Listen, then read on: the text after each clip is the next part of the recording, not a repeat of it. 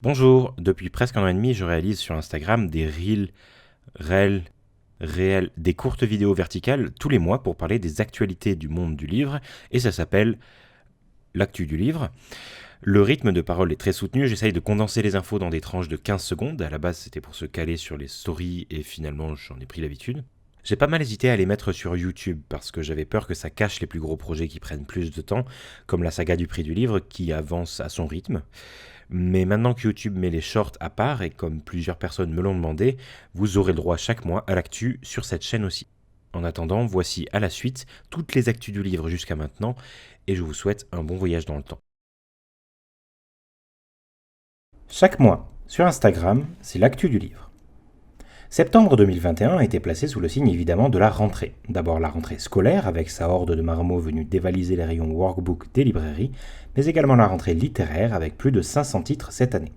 Les premières sélections des principaux prix littéraires sont tombées avec un drama sur le prix Goncourt dont on ne parlera pas, et la rentrée est enfin marquée par le pamphlet politique auto-édité d'Éric Zemmour qui culmine en tête des ventes et qui pose plein de questions éthiques à certains libraires et moins à d'autres. Ce mois-ci est également sous le signe de la justice, avec la préparation d'une loi visant à imposer des frais de port fixes sur la vente à distance des livres, et la condamnation de l'éditeur Jacques Glénat à 18 mois de prison avec sursis et à 200 000 euros d'amende dans le cadre du scandale des Panama Papers. La justice, toujours cette fois européenne, va devoir surveiller avec attention le gros rachat de l'année, celui des parts de Amber Capital dans Lagardère par Vivendi. Ça a l'air hyper casse-tête comme ça, et c'est normal, donc on va ralentir le rythme pour en parler tranquillement. Le géant Lagardère, qui comprend entre autres Hachette Livres, premier groupe éditorial français et sixième mondial, est possédé en partie par le fonds d'investissement Amber Capital. Celui-ci va vendre d'ici la fin de l'année ses parts pour 640 millions d'euros au groupe Vivendi. Vivendi, c'est l'entreprise de Vincent Bolloré, qui possède des fleurons français comme Dailymotion, mais aussi des plus petites structures comme Universal Music ou Canal+, et qui compte surtout dans son giron ce qui nous intéresse, Editis, le numéro 2 de l'édition française. Si la Commission européenne valide ce rachat, Vivendi fera comme dans l'Argo Winch une OPA, c'est-à-dire qu'il va tout racheter. Et c'est là que certains acteurs du livre commencent à claquer des dents parce que ça ouvre peut-être la porte à un bon gros monopole des familles, à suivre donc. Quelques news rapides pour finir. Le budget du ministère de la Culture pour 2022 a été annoncé à 4 milliards d'euros. De nombreux bibliothécaires font grève contre le pass sanitaire qui impose une discrimination à leur porte. Et les états généraux du livre en langue française ont eu lieu à Tunis. Poilot. Chaque mois, sur Instagram, c'est l'actu du livre. Début octobre 2021, deux lois concernant le monde du livre ont été votées. Tout d'abord une loi dite bibliothèque pour la neutralité des assortiments et la liberté d'accès à tous, et qui sonne bizarre alors que presque tous les agents critiquent le filtrage du pass sanitaire, mais aussi l'amendement sur la loi langue, qui va fixer un prix plancher à tous les frais de port d'envoi des livres. Cette mesure a pour objectif assumé de mettre au même plan les libraires et les gigantesques plateformes du net, plateformes qui n'ont pas attendu le vote pour tenter de négocier avec le gouvernement. Le patron de la plus grande de ces enseignes s'est même fendu d'une lettre ouverte pour la lecture et le pouvoir d'achat, en s'abritant derrière les consommateurs les plus modestes et ruraux, qui se verraient handicapés par la réforme. Un discours qui n'est pas sans rappeler celui de certains acteurs anti-prix unique d'il y a 40 ans. Discours qui a très vite été démenti par le syndicat de la librairie française d'ailleurs, étude de l'INSEE à l'appui. Restera à savoir le tarif que va imposer la loi et ses effets sur les points de vente durant la fin d'année. Fin d'année qui s'annonce tendue, dirons-nous. Pénurie de papier, d'encre, de containers, de carton, manque de personnel, les effets de la crise du Covid sur les circuits mondialisés du livre sont ravageurs et on peut s'attendre à des délais de livraison conséquents dans les mois qui viennent. Un conseil, commandez vos cadeaux maintenant. Dans un autre registre, le prix Nobel de littérature a été attribué au romancier tanzanien Abdul Razak Gurnah. Personne, même lui, ne s'y attendait vraiment et ses livres ne sont plus édités en France. Mais comme l'année dernière, on devrait voir des rééditions et des nouveautés dans les mois qui viennent. Pour finir, Kylian Mbappé se lance dans l'auto-édition après avoir été refusé par de nombreux éditeurs, mais sans avoir proposé son projet au numéro 1 français des livres de sport. La 73e édition de la Foire du livre de Francfort a eu lieu sans les éditeurs américains et asiatiques. Les lauréats des prix Femina et Médicis sont tombés, de même que les dernières sélections du Goncourt et du Renaudot qui seront remis le 3 novembre. Et la bibliothèque d'études et du patrimoine de Toulouse est fermée parce que sa coupole manque de s'effondrer. Poil au... Chaque mois, sur Instagram, c'est l'actu du livre. En novembre 2021 a eu lieu la COP26. À cette occasion, de nombreuses organisations internationales représentant toutes les chaînes du livre ont signé une déclaration contre le changement climatique et pour une économie du livre durable et verte.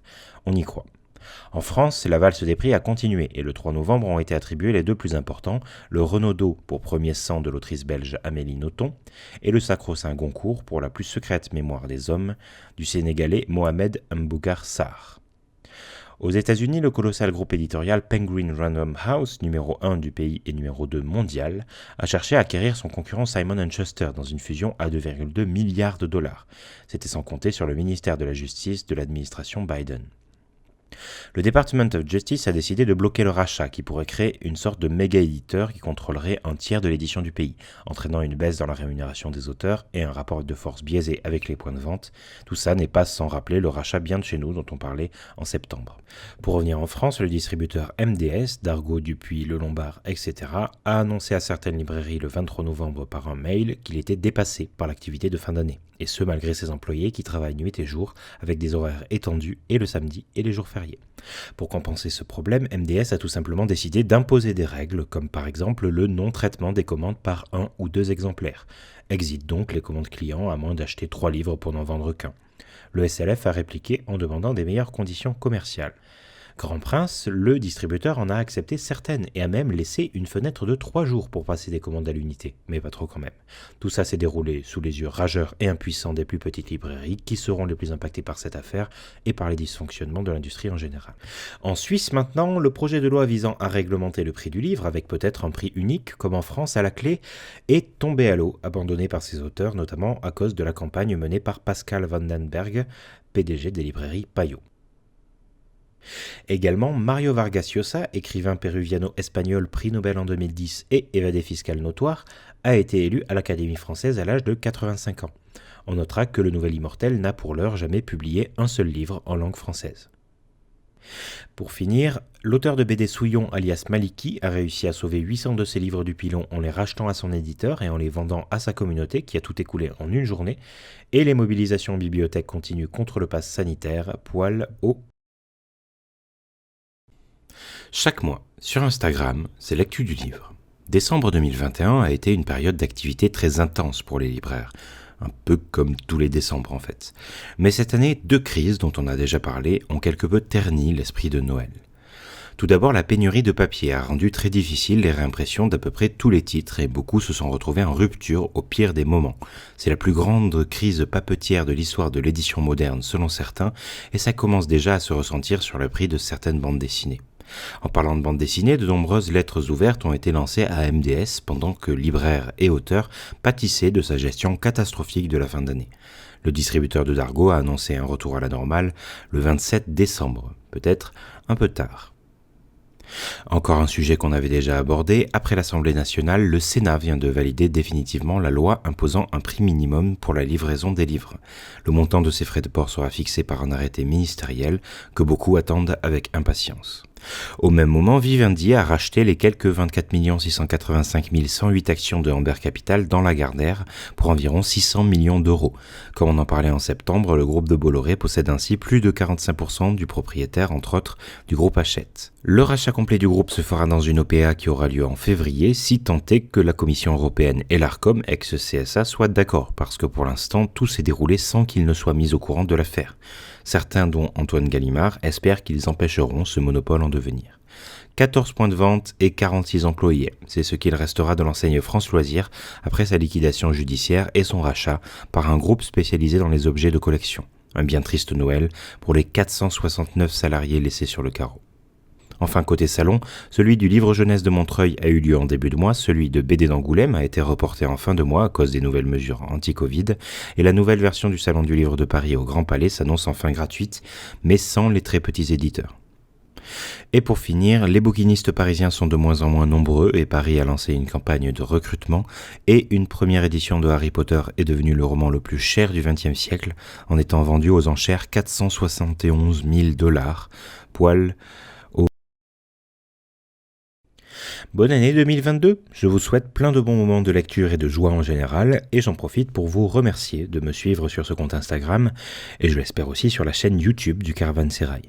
Maintenant, place à l'actu du livre de janvier.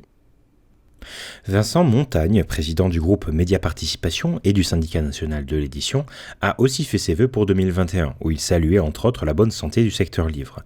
Mais son ton définitif concernant les négociations en cours n'a pas vraiment plu aux syndicats d'auteurs. Auteurs qui ont eu leur lot de surprises en janvier, avec leur victoire au Conseil d'État contre le ministère de la Culture pour pouvoir gérer eux-mêmes leur protection sociale, une rémunération plus juste des dédicaces qui se met doucement en place, mais aussi un décret placé en douce qui met en danger leurs droits sociaux. Toujours côté législation, le pass culture a été étendu pour les jeunes à partir de 15 ans. Ceux à partir de 16 devront présenter un pass vaccinal pour aller en bibliothèque et le remboursement du prêt garanti par l'État pendant les confinements a été reporté. Ça va très vite, mais rappelez-vous, tous les liens sont en description. Une affaire qui a fait se multiplier les lettres ouvertes, les communiqués de presse et les tribunes, c'est bien évidemment l'OPA qui se profile entre les groupes Vivendi et Lagardère. Le patron du premier a été auditionné par le Sénat concernant la concentration gigantesque que provoquerait cette fusion. Sans trop de surprise, il a répondu aux accusations de quasi-monopole en devenir, pouvant mettre à mal la pluralité de la création et la rémunération des auteurs, en présentant le projet comme une solution face au vrai danger que seraient les géants américains du web.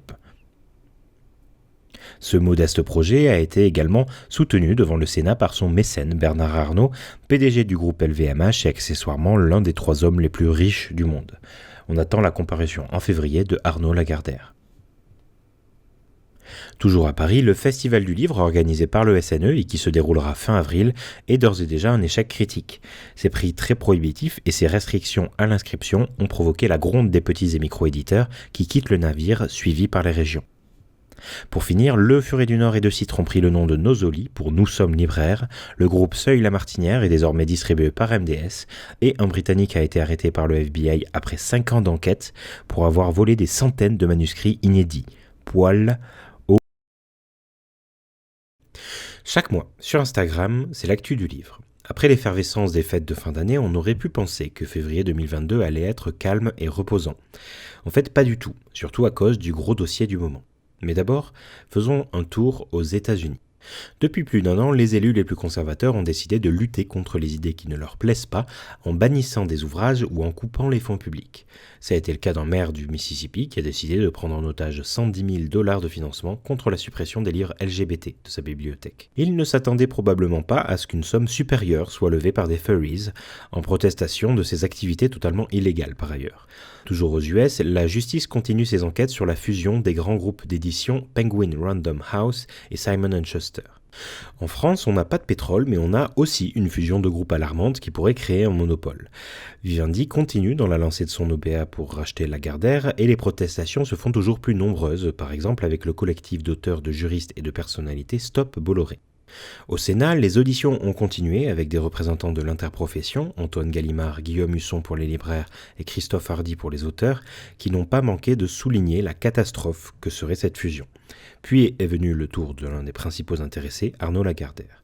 Ayant bien appris sa copie chez Vincent Bolloré, l'ex-milliardaire a répété que la situation sera réglée à Bruxelles, qu'il fallait faire un géant français pour lutter contre les GAFAM, mais qu'en même temps il n'était qu'un nain face à cette vraie menace. Ça ne sert à rien de crier avant d'avoir mal, a-t-il déclaré dans le plus grand des calmes. Bolloré, qui fêtait le bicentenaire de son groupe et qui devait partir à la retraite, ne l'a pas fait. Le projet d'OPA a été déposé et aura lieu en avril et mai.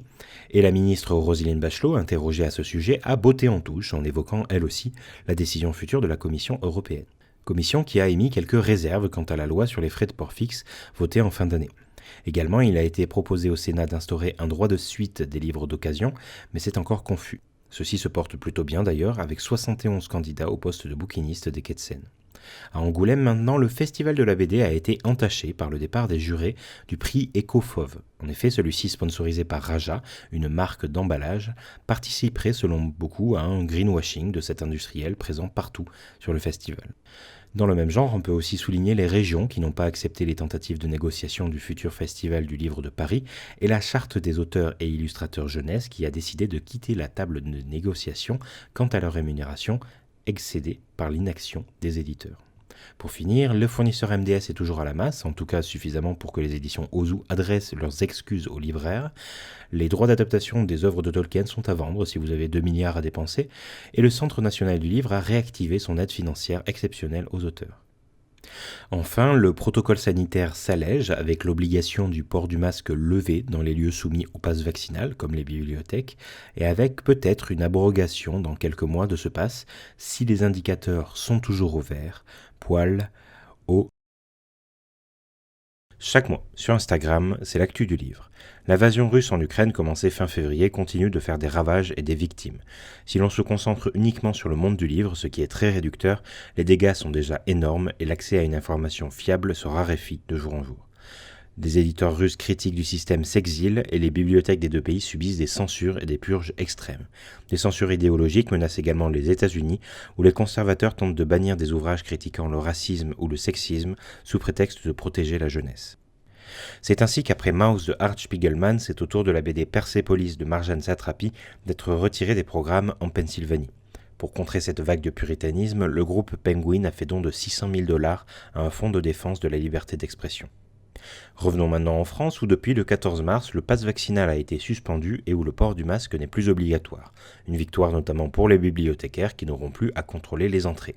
Et franchement, ça fait du bien de voir de nouveau les gens sourire, non ? Au pire, qu'est-ce qui pourrait arriver ? Un cluster, c'est ce qu'a été le festival d'Angoulême cette année, auteurs, éditeurs comme visiteurs n'ayant pas été épargnés. Au-delà de ça, le palmarès de l'année a été remarquable avec notamment l'autrice québécoise underground Julie Doucet en Grand Prix pour l'ensemble de son œuvre. Le festival a également permis à Dupuis d'annoncer le grand retour de Gaston Lagaffe, au mépris total des volontés de l'auteur d'après sa fille. Le tribunal de Bruxelles tranchera. Enfin, Angoulême a permis de tester un système forfaitaire de rémunération des dédicaces mis en place par le gouvernement. En parlant de rémunération correcte, la mission Sirinelli, censée rapprocher auteurs, éditeurs et ministère de la Culture dans des négociations qui durent depuis 10 mois, a tout simplement été quittée par le syndicat national de l'édition, peu enclin à aborder le sujet. La ministre de la Culture Roselyne Bachelot s'est dite fâchée de ce comportement. Ceci dit, le gouvernement aussi à sa manière s'en est pris aux auteurs, avec un décret signé dans la plus grande discrétion et sans étude d'impact qui met à mal leur couverture sociale. L'autorité des marchés financiers a reçu un dossier de la part du comité du groupe Lagardère à propos de l'OPA de Vivendi. Ce rapport souligne l'absence de transparence du groupe quant au rachat, rien de bien rassurant alors que le collectif Stop Bolloré continue de souligner le danger de cette fusion. Un peu par surprise, le PDG Arnaud Lagardère a décidé de liquider ses actions dans son propre groupe pour rembourser les 164 millions d'euros de dettes qu'il a au Crédit Agricole. Il les vendra directement à Vivendi, profitant ainsi de cette OPA dont on n'a pas fini de parler. Pour finir, les magasins vitrines de livres d'un géant du e-commerce ont fermé leurs portes aux États-Unis et l'Ipsos a publié une étude sur les pratiques de lecture des jeunes où, sans surprise, le temps d'écran écrase celui de la lecture. Poil, eau. Chaque mois, sur Instagram, c'est l'actu du livre. Les jours précédant une élection et les années d'élection de manière générale ont toujours été des gros moments de mou dans le secteur livre, et avril 2022 n'a pas vraiment dérogé à cette règle. Roselyne Bachelot, ministre de la Culture pour ne sait encore combien de temps, a lancé quelques dernières mesures avant de faire une visite au Festival du Livre de Paris. Celui-ci a eu en effet lieu quand même le week-end du second tour, malgré les nombreux désistements dont on avait parlé ces derniers mois. Rien qu'en BD, Delcourt, Soleil, Pika et Kiyun étaient aux abonnés absents, de même que les régions et leurs petits éditeurs qui ont préféré aux stands hors de prix proposés par le SNE ceux de l'autre salon, la contre-soirée des éditeurs indépendants. Et les éditeurs d'imaginaire étaient aux intergalactiques. Malgré ces absences et une file d'attente pour les caisses de 10 à 45 minutes, les organisateurs dressent un bilan positif de la rencontre avec des chiffres assez surprenants qu'on espère réalistes compte tenu du budget investi par le syndicat des éditeurs dans cette refonte du Salon du Livre. Le SNE qui, comme beaucoup d'autres dans le monde du livre, surveille toujours la fusion Vivendi-Lagardère qui a été déclarée conforme par l'autorité des marchés financiers. Arnaud Lagardère a clamé son ambition de devenir leader mondial du marché du livre. Reste à savoir si l'Europe y mettra un frein et comment. Mais heureusement, cette perspective de monopole n'est pas la seule chose qui progresse puisque le distributeur Editis et le groupe Madrigal se sont engagés pour une remise minimum aux libraires de 36% à partir de cet été, ce qui devrait bien aider les plus petites boutiques. Le distributeur MDS, quant à lui, a entamé une tournée d'excuses dans toute la France pour le fiasco de décembre. Toujours côté distribution, un géant du web a subi quelques coups durs jubilatoires en France, où des projets d'implantation d'entrepôts sont tombés à l'eau et où une grève paralyse ses sites logistiques. Mais c'est aux États-Unis que la mécanique grippe le plus, avec des poursuites pour non-respect de la concurrence qui ne cessent pas, et surtout avec la création du premier syndicat des travailleurs à Staten Island, malgré des nombreuses tentatives de sabotage du patronat. Vraiment, bravo à eux. À plus de 6000 km de là, en Finlande, les employés du papetier UPM défendaient aussi leurs droits dans un des mouvements sociaux les plus importants de l'histoire du pays. Ils ont abouti à des renégociations salariales qui devraient en plus éviter une pénurie mondiale de papier. Super. La rémunération, voilà une question qui sera centrale à la mission Sirinelli 2, lancée par la ministre et qui tentera de réparer les pots cassés entre les auteurs et le SNE qui s'était désolidarisé des négociations à la mention de ce sujet. Pour finir, les censures conservatrices continuent aux États-Unis, où dans l'Ohio, une licorne suffit à bannir un album, où en Floride, on retire des manuels de maths jugés communautaristes, et au Tennessee, où on en propose de brûler les livres sans que ça connecte là-haut avec certains événements historiques passés. Heureusement, au Japon, on a des innovations rafraîchissantes, comme des librairies partagées où on peut louer des étagères pour y exposer ses livres préférés, ou un café pour auteurs où on ne vous laisse pas sortir avant d'avoir fait un certain nombre de pages à Tokyo, poil haut. Chaque mois, sur Instagram, c'est l'actu du livre. Revenir sur les événements de mai 2022 va nous permettre de suivre certaines affaires des derniers mois, mais aussi de présenter de nouveaux venus sur la scène du monde du livre. À commencer par la remplaçante de Roselyne Bachelot au ministère de la Culture. Auparavant conseillère culture et communication de l'Élysée, Rima Abdul-Malak a été adjointe et conseillère à la culture, attachée culturelle à l'ambassade française de New York, bref, elle semble habituée du sujet. Enfin, elle n'est pas docteur en pharmacie, quoi. Toutes ces compétences l'aideront, on l'espère, à gérer efficacement les nombreux dossiers en cours, comme la rémunération des auteurs. L'avis de son cabinet a rapidement été saisi par le personnel de la BNF en grève pour protester entre autres contre des réductions de personnel, dans l'espoir de trouver une solution. La ministre aura peut-être un commentaire dans les prochains mois à propos de la loi sur les frais de port, qui devrait bientôt fixer un prix minimum d'envoi des livres. L'autorité de régulation des postes a lancé une consultation des professionnels assortie d'une proposition, 3 € pour les achats de moins de 25 € et 1 centime au-dessus. On peut souligner qu'il s'agit de rigoureusement la même somme et le même seuil pour les frais de port d'un géant de la vente en ligne bien connu. Seul l'avenir nous dira si l'ARCEP prendra en compte les remarques des professionnels ou s'il conservera ces chiffres qui ne risquent pas vraiment de renverser le statu quo. En parlant de transport de livres et de nouveautés, la plateforme Prism, gérée par la Commission de liaison interprofessionnelle du livre, a déménagé dans des entrepôts plus grands et d'après eux plus écologiques. On espère que les libraires bénéficieront en conséquence des livraisons encore plus rapides. Pour ce qui concerne les sujets récurrents de ces actus, le rachat de Lagardère par Vivendi est toujours en cours, le second possédant maintenant plus de la moitié du capital du premier, et ce malgré le refus du fonds souverain du Qatar de vendre ses quelques 11%. Autre fil rouge, la justice belge a suspendu la publication du nouvel album de Gaston Lagaffe, qui selon Isabelle Franquin va à l'encontre de la volonté de son défunt père. Dupuis a annoncé attendre la délibération qui devrait avoir lieu en septembre. Pour finir, les gérants d'une librairie biélorusse ont été arrêtés car ils vendaient le livre interdit 1984 et la société Décitre Interactive a fait appel de sa condamnation pour avoir pillé les registres des lectres pour faire sa propre base de données, poil haut. Chaque mois, sur Instagram, c'est l'actu du livre. J'aimerais vous raconter une histoire qui a pris un tournant drastique en juin 2022. Mais d'abord, comme presque tous les mois, revenons sur le rachat du groupe Lagardère par Vivendi, car la première partie de l'OPA est désormais terminée. Le groupe de Vincent Bolloré possède maintenant 57,35% de celui d'Arnaud Lagardère.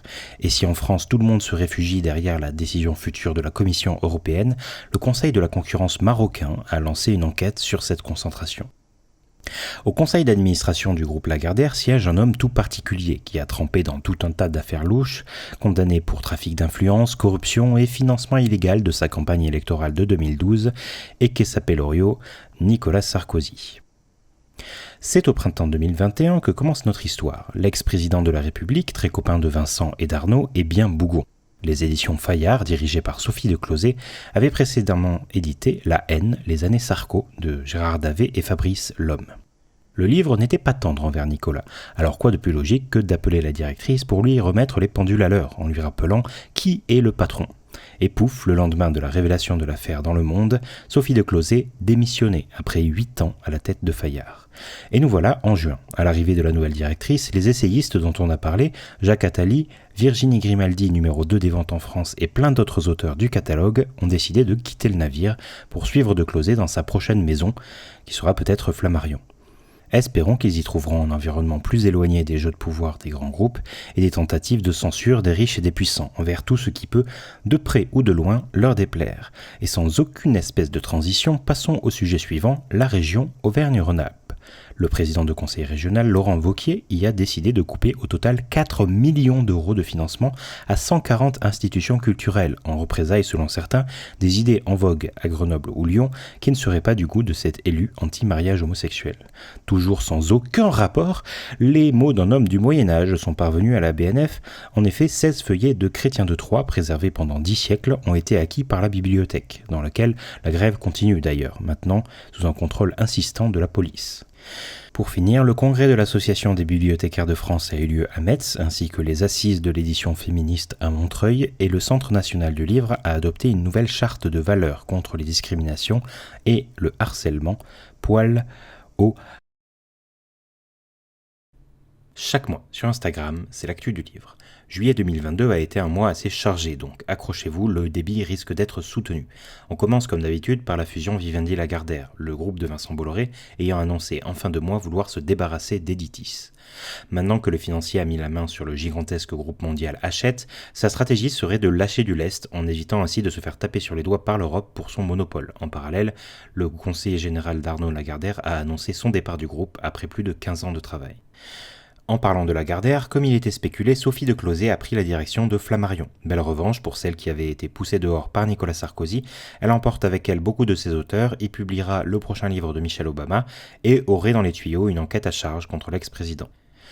Toujours côté édition, le SNE a publié ses chiffres pour 2021 qu'il qualifie d'année hors norme, au contraire de 2022 qui s'annonce moins rose. Vincent Montagne, dont on parlait en janvier, a été réélu à sa direction. Également, les éditions Les Liens qui libèrent ont pris leur indépendance d'Actes Sud. Côté télé, la 500e émission de La Grande Librairie a vu le passage de relais du présentateur historique François Bunel à Augustin Trapenard, qui animait l'émission de radio Boomerang sur France Inter. Radio Classique a annoncé quelques semaines après une nouvelle émission littéraire de Frédéric Becbédé, curieux timing. Angers a été le théâtre des 6e rencontres nationales de la librairie, où la ministre de la Culture a fait part de ses inquiétudes quant à l'éventuel monopole éditorial et où des questions d'écologie ont été soulevées à l'heure des crises du papier et des distributeurs qui proposent des livraisons en 24 heures. Sans transition, la situation de la BNF semble un peu se calmer, la direction ayant accepté certaines conditions des grévistes, et la ville de Strasbourg sera capitale mondiale de la culture en 2024. Maintenant, place aux autres news en pagaille.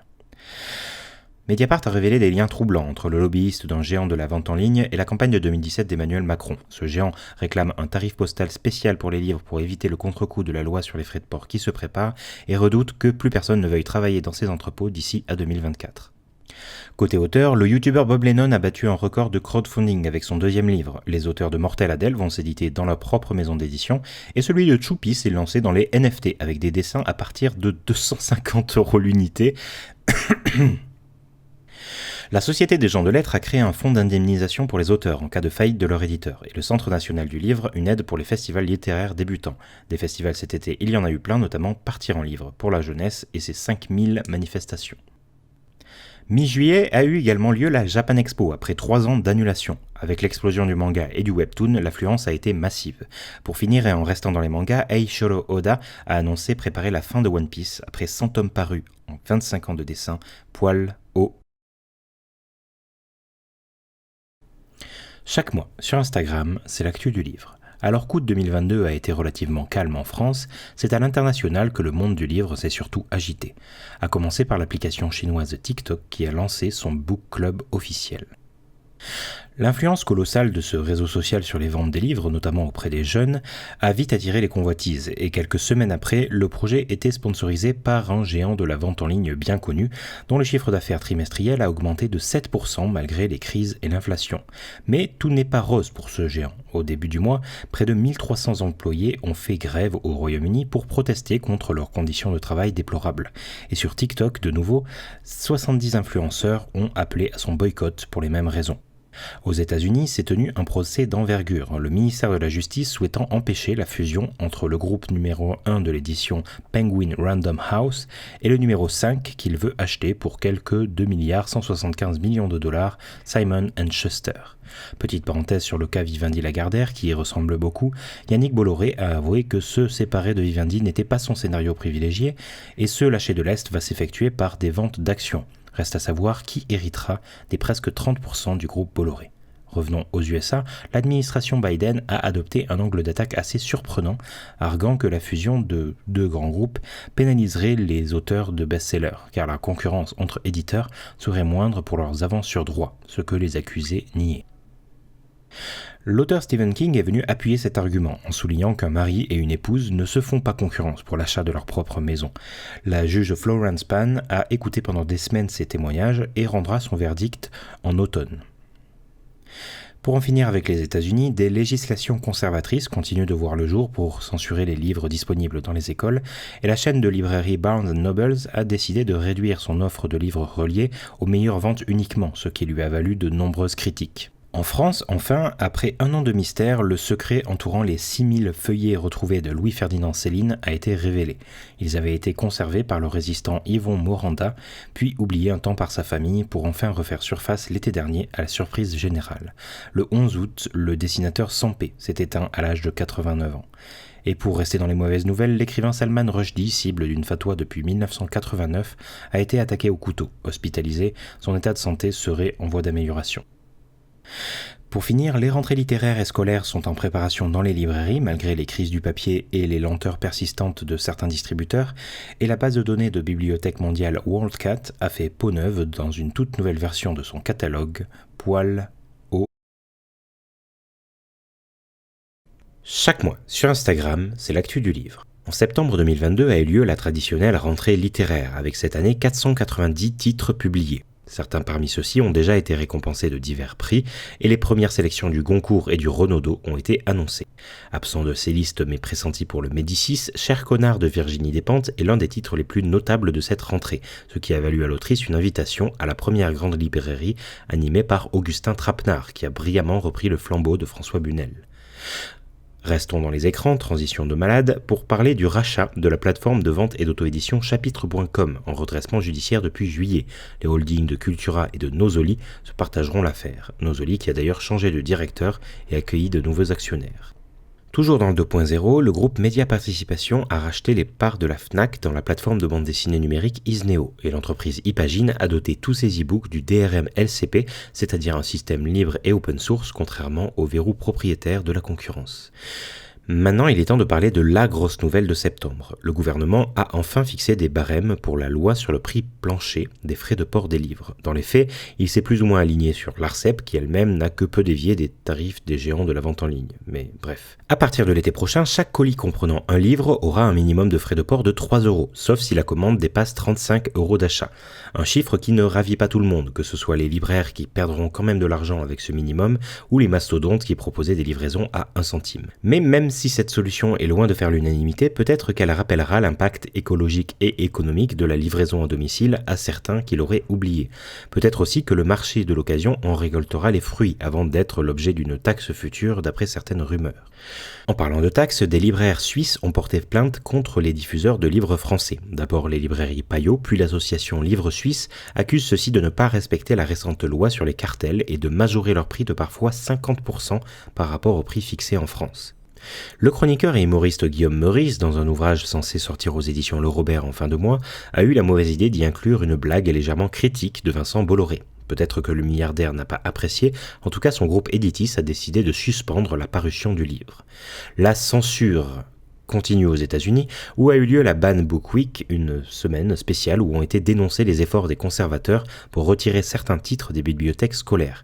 L'ancien président Barack Obama a apporté son soutien pour l'occasion.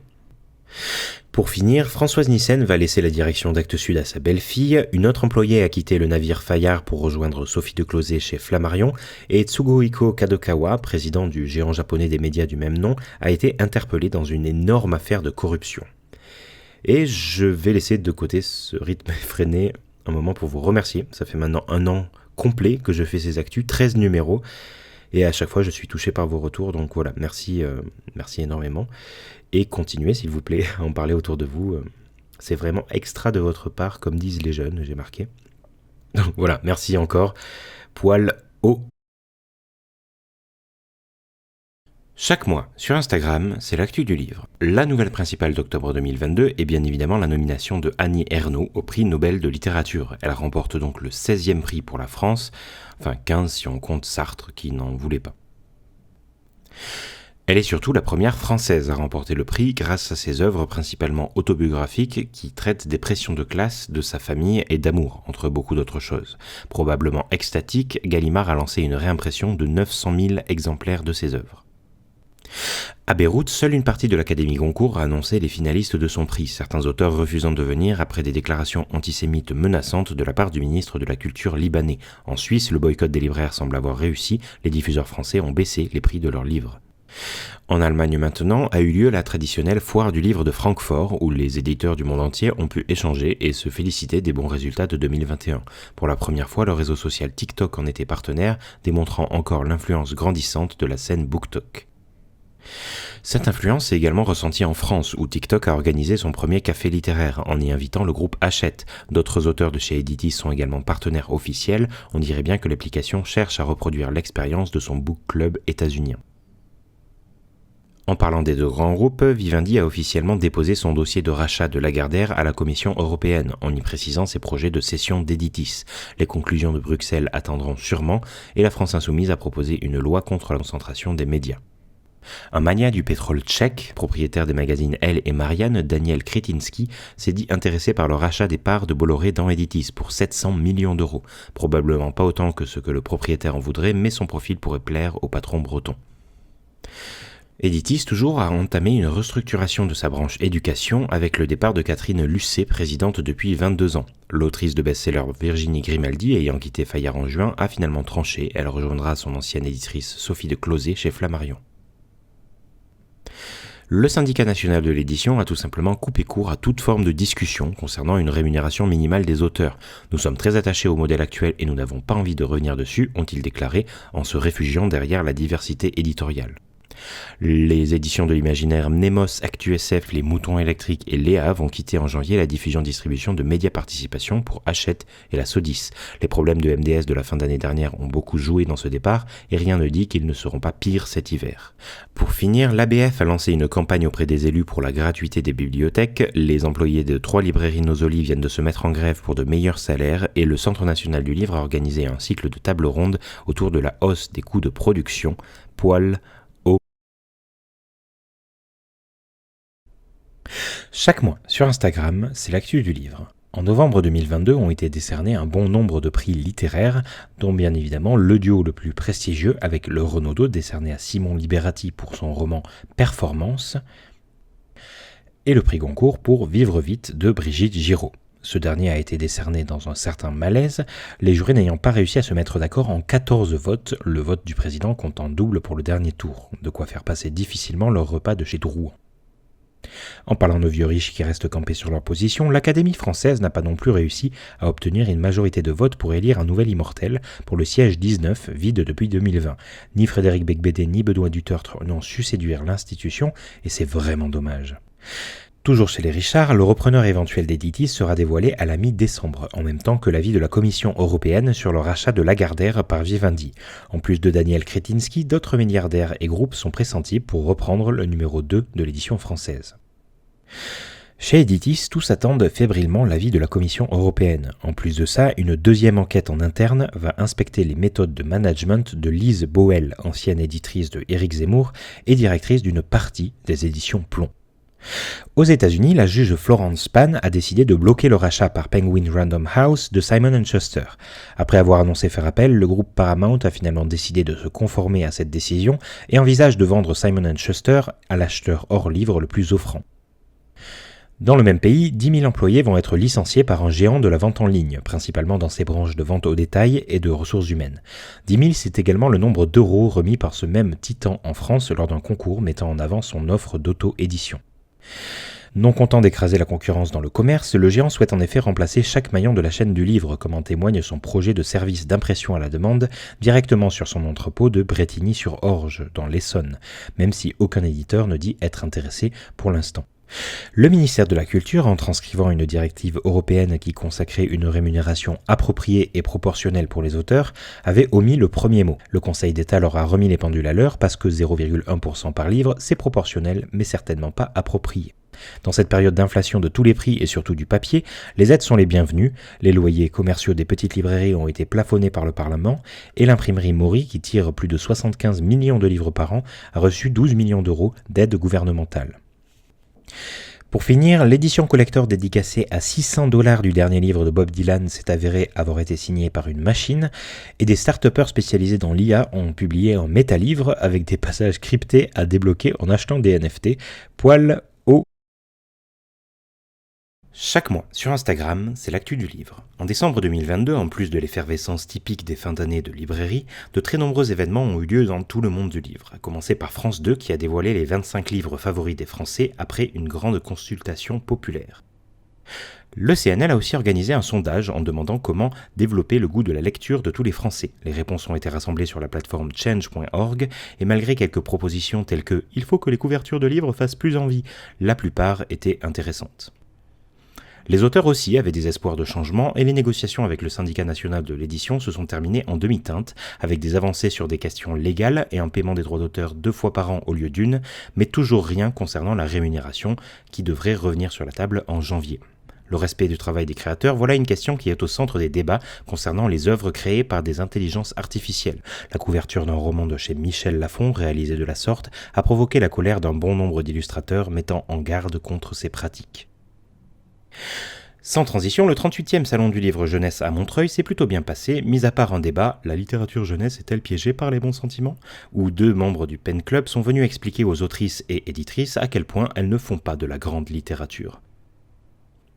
Mais la palme du malaise en festival revient à Angoulême, qui a souhaité consacrer cette année une exposition à Bastien Vivès, un hommage qui a été jugé peu justifié par beaucoup, compte tenu des propos que l'auteur a pu tenir concernant ses fantasmes sur des mineurs, ainsi que des insultes sur les réseaux sociaux.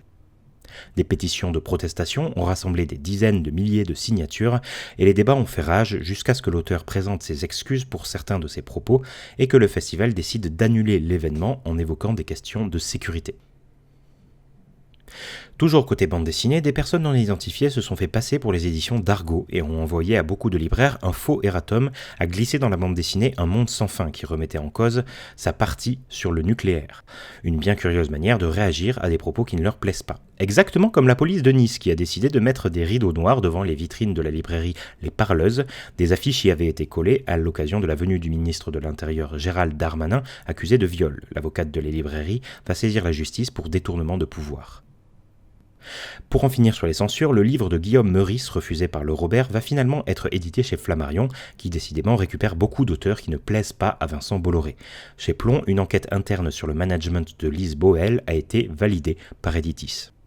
Editis qui est au centre de l'attention en ce moment avec la fameuse question « Qui rachètera le groupe ?» Stéphane Courbit, proche de Sarkozy et producteur de Love Story, est cité comme nouveau candidat. Pendant ce temps, l'Europe a reporté à avril la conclusion de son enquête sur la fusion Vivendi-Lagardère. La Commission européenne surveille également la France sur un autre sujet, celui de la loi d'Arcos pour l'instauration d'un prix plancher pour l'envoi des livres par colis. Les camps pour et contre ont chacun présenté leur argument et l'avis sera normalement rendu en janvier et pourrait tuer le projet dans l'œuf s'il est négatif.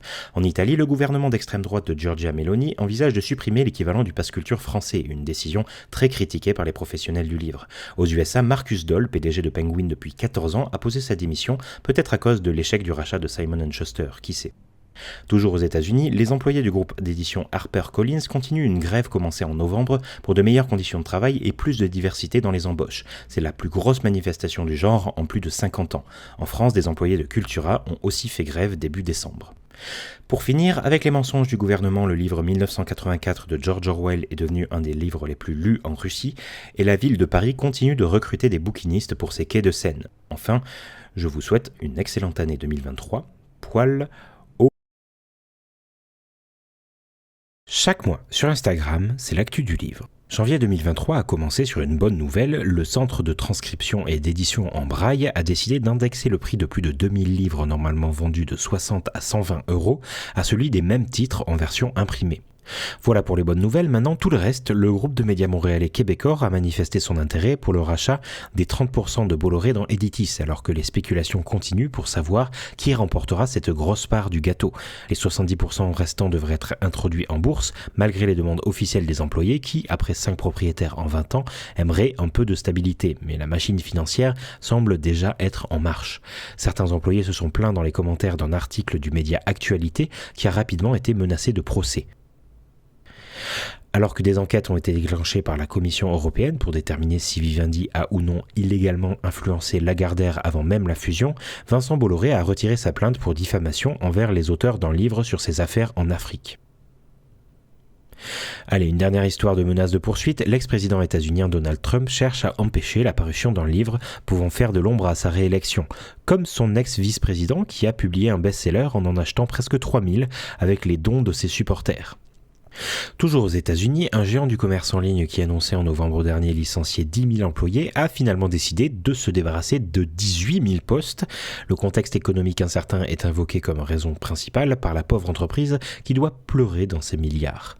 Des gros chiffres plutôt positifs maintenant avec le financement participatif de l'auteur de littérature de l'imaginaire Brandon Sanderson qui a dépassé tous les records avec 41 millions de dollars accumulés pour ses 4 livres secrets dont le premier tome est paru à l'international ce mois-ci. Parlons de jeux de rôle pour une fois, la compagnie détentrice du célèbre Donjons et Dragons, qui proposait une licence d'utilisation libre de ses règles et de son univers, a envisagé de la remplacer par une formule lui assurant de juteuses royalties, mais a dû tout annuler suite à la levée de boucliers de la communauté. À Angoulême, le festival de la BD vient de se terminer et a couronné de son grand prix Riyad Satouf qui a terminé pour Noël dernier sa série L'Arabe du futur.